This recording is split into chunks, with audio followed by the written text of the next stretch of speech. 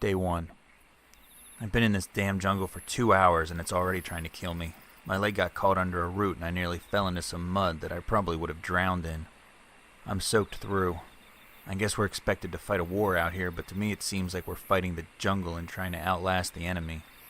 Hopefully I can keep my gun operational. I'd hate to die to one of these bastards because the perpetual muck in this hellhole jammed my rifle. Day 5. I haven't been able to write for several days. I had the time and all, but my notebook was wet.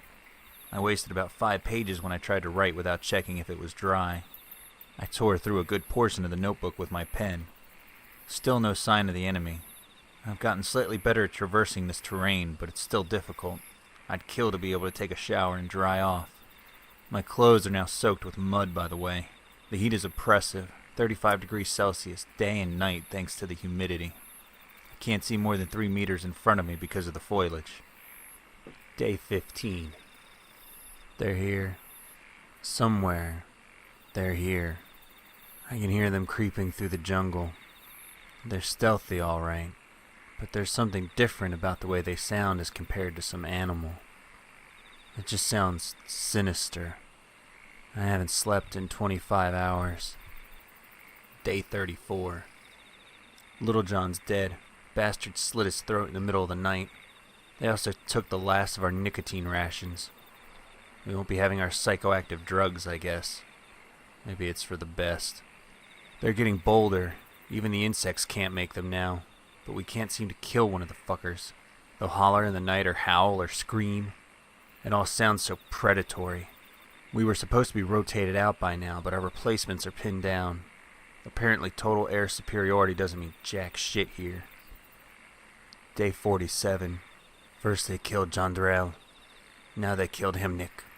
From the tracks we found, they called him away from his gun and chased him into a stinking pit of mud. We couldn't recover the body. As commanding officer, I decided to activate our thermal protection system and call in incendiary strikes. The jungle burned, but there was nothing there. They're goddamned ghosts. Day 50. With our patrol zone a smoldering heap of charcoal, command has pulled us out. I got a cold shower and a can of Zimpec beans. The brackets don't block out the sound of the insects in this godforsaken place, so I still can't sleep. The airfield has begun launching heavies with full escort every day to flatten as much of the jungle as we can. But I'm not too hopeful. Day 56. They attacked today. The crazy bastards attacked in rotary airfoil craft and some ridiculously slow fixed-wing aircraft. It's amazing that they still use aerolift vehicles. They came in blasting some ungodly noise and completely wrecked the runway with some chemical explosives.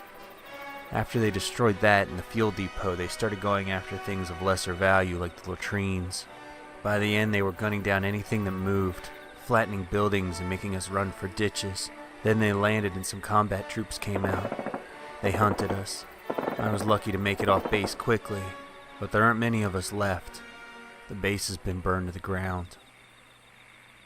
Day 81.